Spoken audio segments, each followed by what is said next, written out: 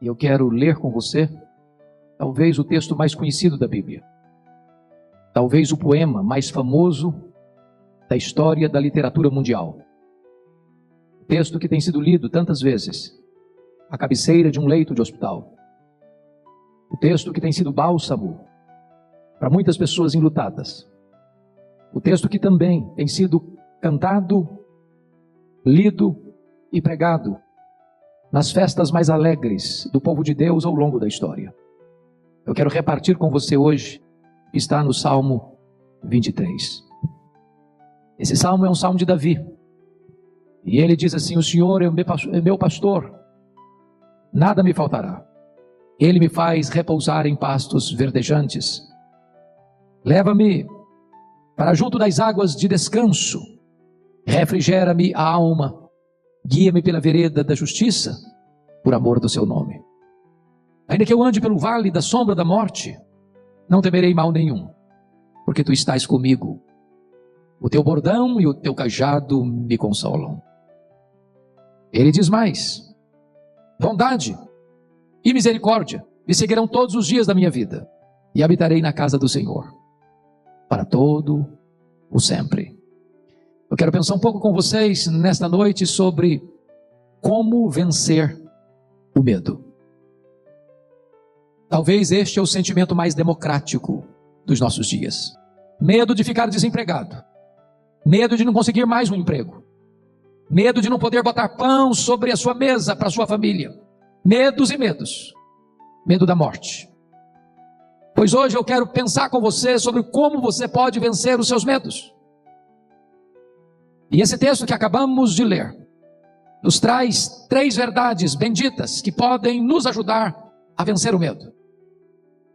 Se você é ovelha de Jesus, você não precisa ter medo. Primeiro, porque na vida temos todas as nossas necessidades supridas. Segundo, porque na morte temos todos os nossos temores removidos. Terceiro, porque na eternidade temos todos os nossos desejos satisfeitos. Esse texto aponta para nós a pessoa bendita do Senhor Jesus Cristo. Porque o Salmo 23 é ladeado por 2 outros salmos, o 22 e o 24, que tratam do mesmo assunto. O Salmo 23 retrata o sofrimento do Messias. O Salmo 24 retrata a segunda vinda do Messias. O Salmo 23 aponta-nos para o ministério do Messias. Esses 3 retratos estão eloquentemente presentes no Novo Testamento. João 10:11, Jesus se apresenta como bom pastor e dá vida pelas suas ovelhas. E este é o retrato do Salmo 22. Hebreus 13:20 nos apresenta Jesus como grande pastor das ovelhas. E este é o retrato do Salmo 23. Mas 1 de Pedro 5:4 apresenta Jesus como supremo pastor que voltará e galardoará suas ovelhas. E este é o retrato do Salmo 24. Como bom pastor, Jesus deu a vida pelas ovelhas. Como grande pastor, Jesus vive para as ovelhas. Mas como supremo pastor, Jesus voltará para as suas ovelhas. Este salmo começa assim: o Senhor é o meu pastor, nada me faltará. Davi poderia ter usado outras figuras. Ele poderia ter dito assim: o Senhor é o meu comandante em chefe, e eu sou o seu soldado. Ou ele poderia dizer: o Senhor é o meu rei, e eu sou o seu súdito. Mas Davi lança mão de uma figura mais doméstica, mais acessível para todos, dizendo: o Senhor é o meu pastor, nada me faltará.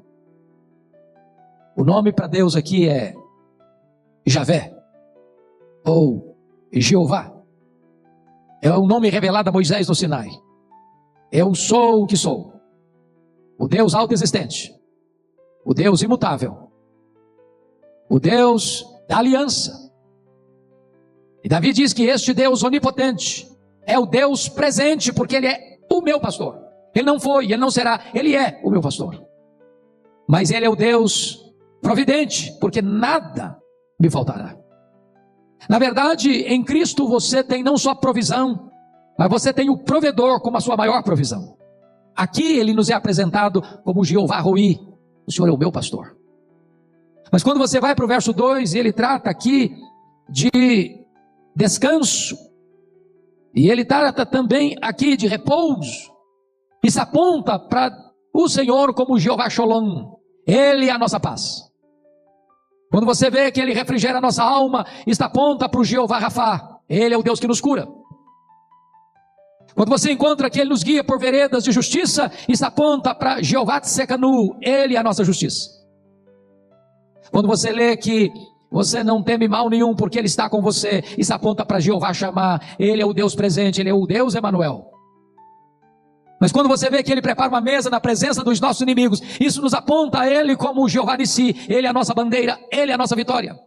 Ele mesmo é a nossa maior provisão. Vale destacar que Davi era um pastor e sabia o que era uma ovelha. Por isso a figura é tão sugestiva. Porque a ovelha é um animal absolutamente vulnerável. Ele não corre com rapidez.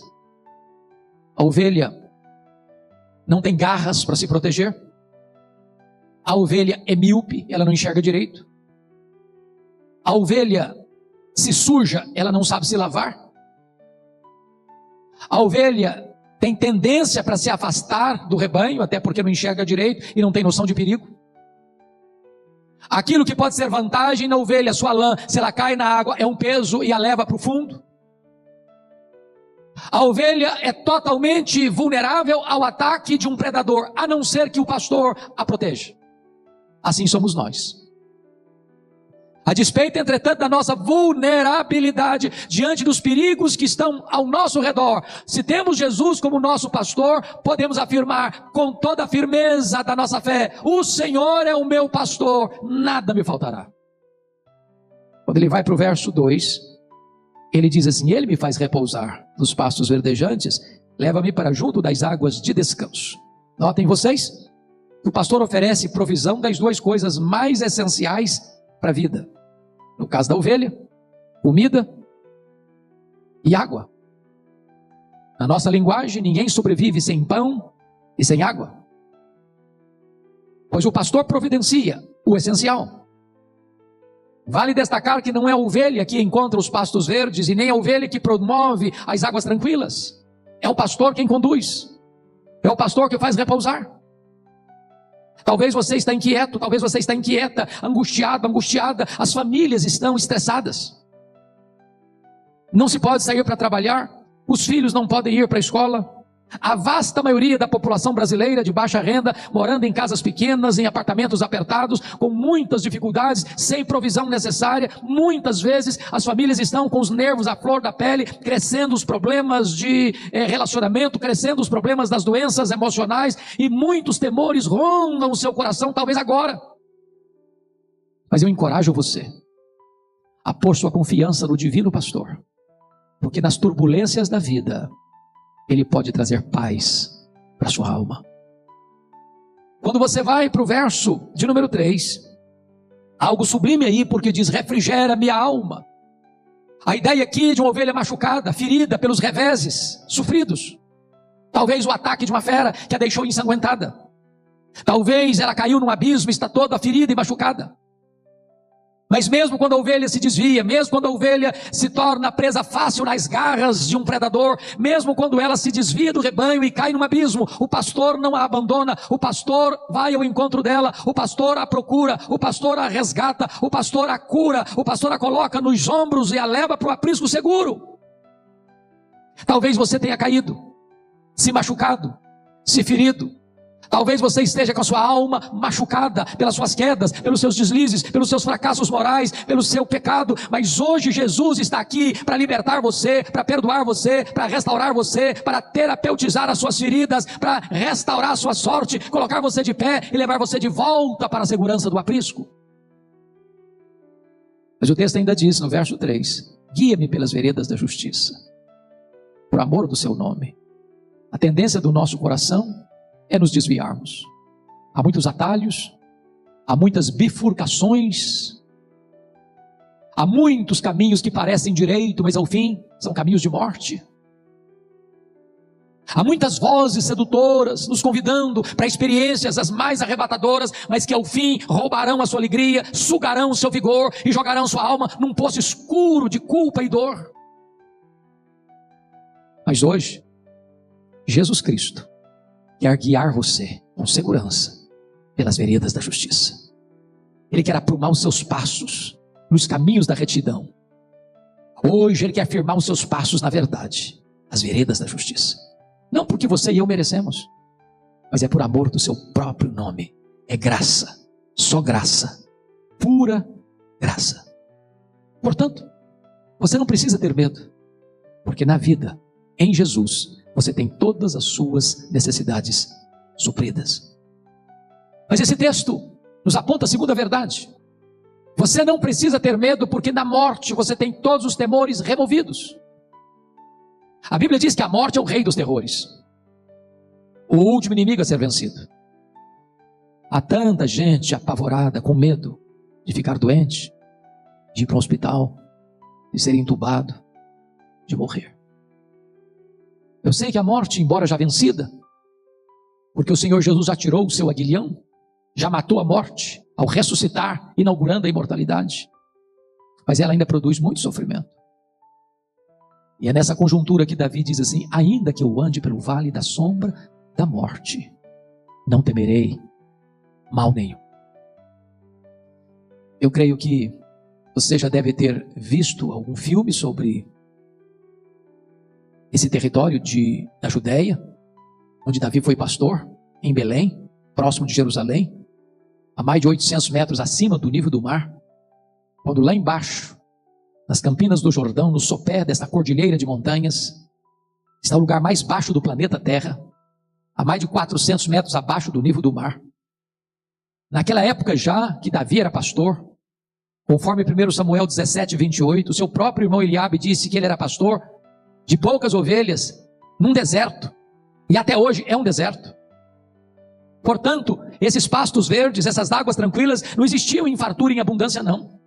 Ao contrário, o pastor tinha que sair com o seu rebanho, por montanhas escarpadas, por despenhadeiros perigosos, atravessando desfiladeiros perigosíssimos, vales escuros, à procura de pastos verdes, de águas tranquilas. Chegava o momento em que as sombras desse vale gritavam nos ouvidos da alma que aquela era a sombra da própria morte. Há momentos na vida que nós enfrentamos perigos tão reais e tão pertos e tão assustadores, que parece que a morte está mostrando a sua carranca para nós. Mas o salmista vai dizer: eu não temo, ainda que eu passe por esse vale. Eu não temo, ainda que eu enfrente a Covid-19.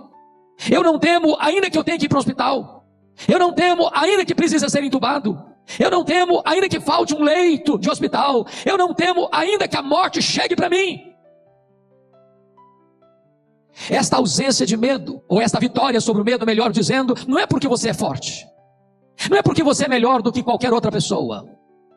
Ele responde: eu não temerei mal nenhum, porque tu estás comigo. Pode faltar-nos remédio, pode faltar-nos um leito de CTI, pode faltar-nos os medicamentos necessários, pode faltar-nos até mesmo as vacinas necessárias, mas nunca faltará a você a presença de Jesus. Ele está com você, Ele toma você pela sua mão direita, Ele guia você com o seu conselho eterno, até receber você na glória. Ele nunca vai desamparar você. Bendito seja Deus. Mas Ele vai dizer algo sublime aqui, quando diz assim: o teu bordão e o teu cajado me consolam. Todo pastor no Oriente usava essas duas ferramentas: o bordão ou a vara e o cajado. A vara ou o bordão era usado para espancar os predadores, as feras, os lobos que queriam devorar as ovelhas. O cajado, que é uma vara mais comprida, uma curvatura numa das suas extremidades, era o instrumento que o pastor usava para resgatar a ovelha quando ela caía num buraco, ou para guiá-la nas veredas da justiça.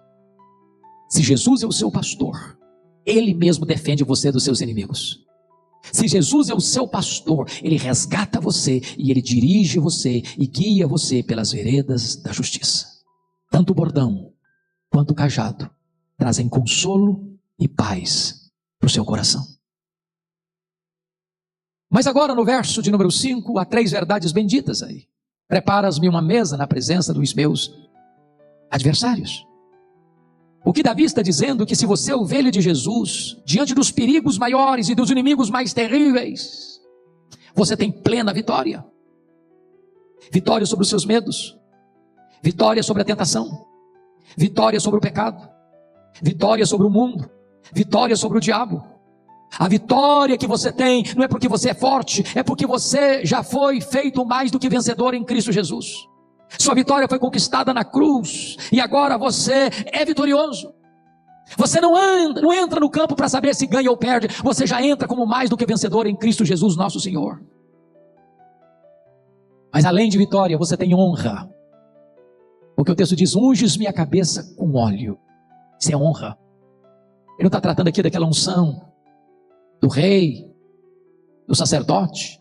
Ele está usando uma unção aqui de honra, diante dos perigos da vida, das ameaças reais. O Senhor Jesus não só dá vitória, mas honra também você. Mas mais do que isso, em terceiro lugar, Ele oferece a você alegria. E o meu cálice transborda. Em vez do medo, da sombra da morte, em vez da derrocada diante do ataque dos inimigos, Ele coloca nos seus lábios um cântico de louvor. Ele tira os seus pés do lodo, do terreno movediço, do charco de lama, e põe os seus pés na rocha. Ele tira o seu espírito angustiado e cobre você com vestes de louvor. Ele arranca a tristeza e a dor e coloca diante de você uma alegria indizível e cheia de glória, porque Ele mesmo é a sua alegria. Ele mesmo é o banquete para a sua alma. Ele mesmo é a provisão para a sua vida. Nele você tem plena alegria. Mas em último lugar, você não precisa ter medo. Primeiro, porque na vida você tem todas as suas necessidades supridas. Segundo, porque na morte você tem todos os seus temores removidos.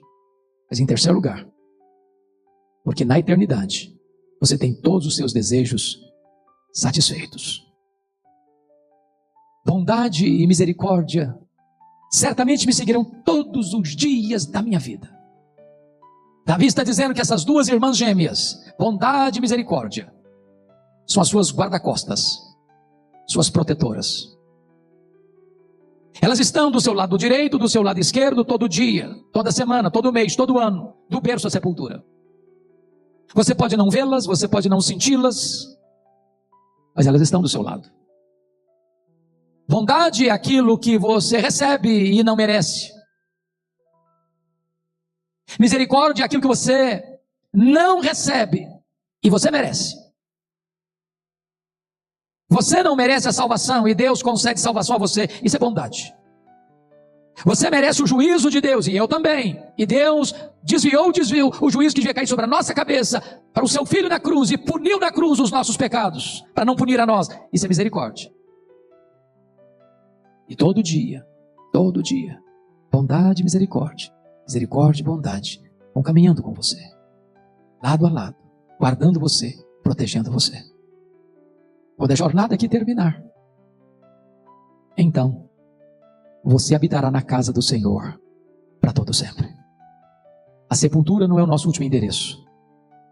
A morte não tem a palavra final, porque nós iremos para a casa do Pai, para o seio de Abraão, para o paraíso, para o céu, para a Nova Jerusalém, para a cidade santa. E lá não tem mais dor, lá não tem mais choro, lá não tem mais luto. Lá nós viveremos para vê-lo face a face, para reinarmos com Ele, para servirmos a Ele, para glorificarmos a Ele, nos deleitarmos nele por toda a eternidade. A pergunta que eu lhe faço nesta noite é esta: você já é ovelha de Jesus, o bom, o grande e o supremo pastor? Se agora mesmo você reconhecê-lo como seu Salvador e Senhor, colocar sua vida nas mãos dele, ele é poderoso para salvar você, dar a você a vida eterna, e você fará parte do rebanho de Deus, da família de Deus, da igreja do Deus vivo, a coluna e o baluarte da verdade. E você desfrutará já aqui e agora da sua presença. E quando tudo aqui terminar, você habitará com ele para todo sempre. Você não precisa ter medo, porque na vida você tem todas as suas necessidades supridas. Na morte, você tem todos os seus temores removidos. E na eternidade, você tem todos os seus desejos satisfeitos. Que a nossa alma cante e celebre nesta noite a bendita verdade. O Senhor é o meu pastor. Nada me faltará. Que Deus abençoe sua vida.